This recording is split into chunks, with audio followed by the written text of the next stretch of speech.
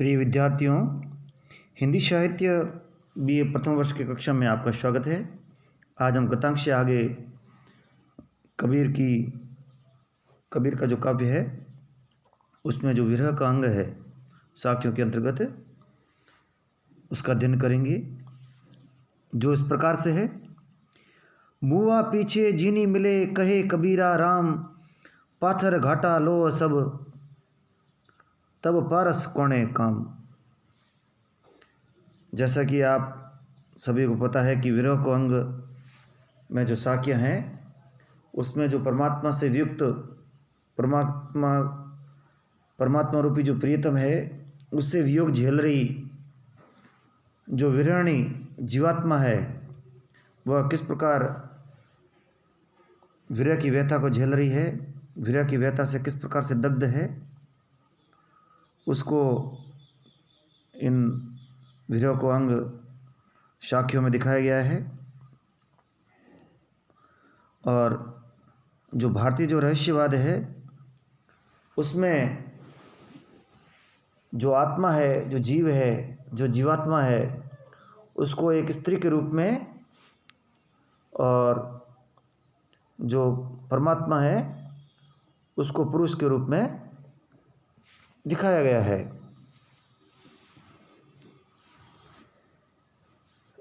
यहाँ कबीरदास जी ईश्वर के प्रेम में पड़ी हुई जो जीवात्मा है वह अपने प्रियतम से, अपने परमात्मा से किस प्रकार की विनती कर रही है उसको यहाँ दिखाया गया है कि मुआ पीछे जीनी मिले कहे कबीरा राम। कबीरदास जी ऐसा माना जाता है कि मृत्यु के बाद में हम परमात्मा को प्राप्त हो जाते हैं, परंतु कबीरदास जी का मानना है कि मृत्यु के पश्चात उस मिलन का कोई फायदा नहीं है। मुआ पीछे जीनी मिले, जीनी यानी नहीं। कबीरदास जी चाहते हैं कि मृत्यु के पश्चात वह नहीं मिले। कहे कबीरा राम, कबीरदास जी कहते हैं कि मरने के बाद में यदि मुझे राम के दर्शन होते हैं, यदि मुझे ईश्वर तो प्राप्त होता है तो उसका कोई लाभ नहीं। कबीरदास जी जीते जी मरने से पूर्व इस शरीर के चोले में ही अपने मन मंदिर में उस ईश्वर की अनुभूति प्राप्त करना चाहते हैं। इसलिए कहते हैं कि मृत्यु के पश्चात यदि मुझे आपके दर्शन हो जाए तो उसका कोई लाभ नहीं, वह उसी प्रकार से है। उसका आगे उदाहरण दिया गया है, पाथर घाटा लोह सब। पाथर यानी पत्थर, घाटा यानी घट जाना, लोह यानी लोह और पत्थर सब समाप्त हो गए हैं, तब पारस कोणे काम। पारस एक पत्थर माना जाता है, एक विशिष्ट प्रकार का पत्थर है पारस, जिसके छूने से लोह पत्थर इत्यादि सोने में बदल जाते हैं। परंतु कबीरदास जी कहते हैं कि जब सब लोह और पत्थर ही समाप्त हो जाए और उसके उपरांत यदि मुझे पारस मिल जाए तो उस पारस का क्या लाभ, क्योंकि पारस जिन पत्थरों को, जिन लोहों को सोने में बदलता है वो तो मेरे पास है ही नहीं। उसी प्रकार से यदि मृत्यु के पश्चात यदि मुझे राम के दर्शन हो जाए तो उससे मेरी इच्छा की पूर्ति नहीं होगी। मैं जीते जी ही राम के दर्शन करना चाहता हूँ, राम को प्राप्त करना चाहता हूँ, परमात्मा की अनुभूति करना चाहती हूँ। इसलिए कबीरदास जी कहते हैं कि हे राम, मरने के बाद में यदि मुझे आपके दर्शन हो जाए तो कोई लाभ नहीं। मैं चाहता हूँ कि मेरी मृत्यु से पूर्व मेरे जीवन काल में ही आपके दर्शन की, आपकी अनुभूतिमय प्राप्ति की मेरी जो लालसा है, मन की जो परम इच्छा है उसकी पूर्ति हो जाए। यदि पारस पत्थर की तलाश में और मुझे तलाश करते करते यदि वो पारस प्राप्त हो जाए और जो पत्थर और जो लोह सब समाप्त हो जाए तो फिर पारस पत्थर मिलने से क्या फायदा। तो यहाँ इस प्रकार से कबीरदास जी जीवात्मा को मरने के बाद में अनेक योनियों में भटकते हुए उसे मृत ही रहना पड़ेगा। उस दशा में जो ईश्वरी जो प्रेम है वह धूमिल पड़ जाएगा, उसका कोई अर्थ नहीं रह जाएगा।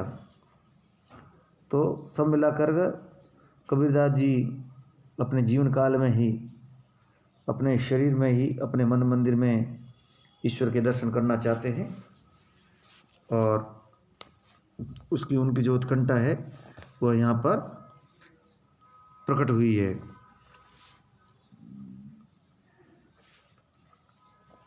और यदि मृत्यु के पश्चात यदि भगवान मिले तो उसका क्या लाभ, या दूसरे शब्दों में कहे तो मरने के बाद यदि कोई चीज़ प्राप्त भी हो जाए तो उसका क्या लाभ।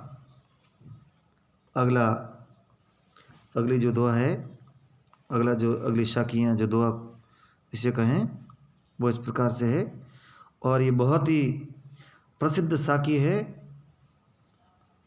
परीक्षा की दृष्टि से।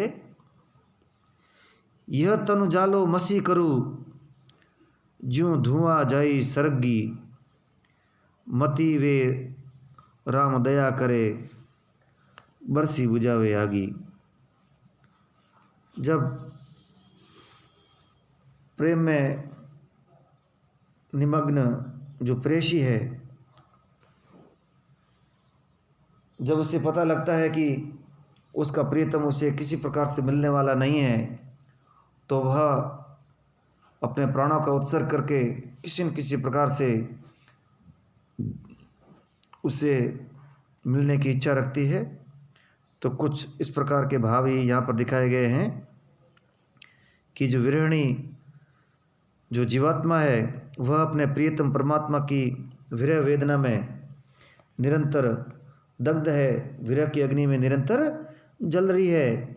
और ये जो विरह की अग्नि है एक दिन उसके शरीर को भस्म कर डालेगी, और प्रेम पर अपने आप को उत्सर्ग करने की जो कामना है, उसकी जो अभिलाषा है, उसको इस दोहे में दिखाया गया है। यह तन जालो मसी करूँ। कबीरदास जी कहते हैं कि मेरा ये जो शरीर है, ये जो तन है, उसको जला के मैं उसको मसी कर दूं, उसकी शाही बना दूं। अर्थात ये मेरा जो शरीर है जलकर शाह हो जाए, भस्म हो जाए, राख में बदल जाए, और प्रेम में जो विरह की जो अग्नि है उससे मेरा शरीर भस्मीसात हो जाए, भस्म भले ही हो जाए, परंतु उससे क्या होगा, ज्यों धुआं जाई सरगी, परंतु मेरा जो शरीर है जो विरह में दग्ध है और निरंतर जल रहा है, और भले ही वह जलकर भस्म हो जाए, लेकिन उसका जब धुआं जब स्वर्ग जाएगा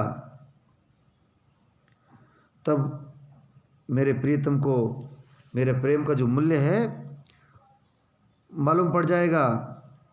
मति वे राम दया करे, मति यानी भले ही वो मेरे प्रियतम राम, मेरे परम पुरुष मुझ पर दया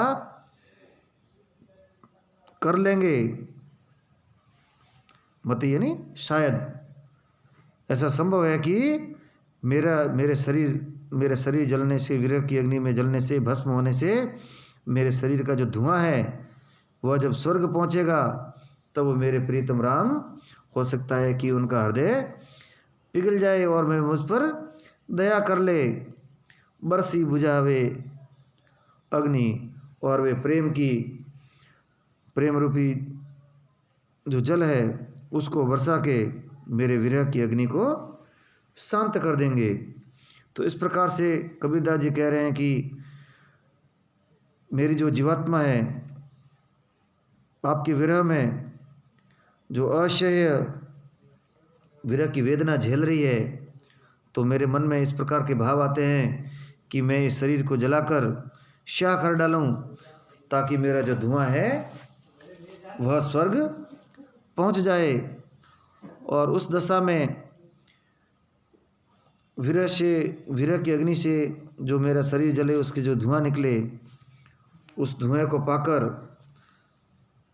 आपके मन में किसी न किसी प्रकार से दया जगे, क्योंकि मेरे जो राम है वे कृपालु है और उनका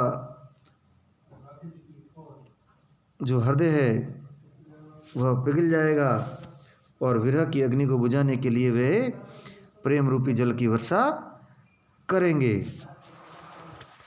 तो इस प्रकार वे अपने प्रेमी राम को उलाहना दे रहे हैं और व्यंग्य के माध्यम से कह रहे हैं कि मेरे जो भगवान है वे भक्त वत्सल है, सदैव भक्तों पर कृपा करते हैं। तो इस प्रकार से अपनी जो आस्था है उसको कबीरदास जी दिखा रहे हैं और परमात्मा के प्रति उनका जो प्रेम है उसके लिए वे अपना सर्वस्व त्याग करने के लिए तैयार है, अपने यहाँ तक कि प्राणों का जो उत्सर्ग है, प्राणों को न्यौछावर करने के लिए भी तैयार है। और प्राणों के उत्सर्ग से यदि कृपालु जो राम है उनके मन में उनका हृदय द्रवित हो जाए, उनके मन में करुणा जग जाए और वे मुझ पर प्रेम रूपी जल अवश्य बरसाएंगे। तो इस प्रकार की जो आस्था है वह यहाँ पर अभिव्यक्त हुई है। धन्यवाद।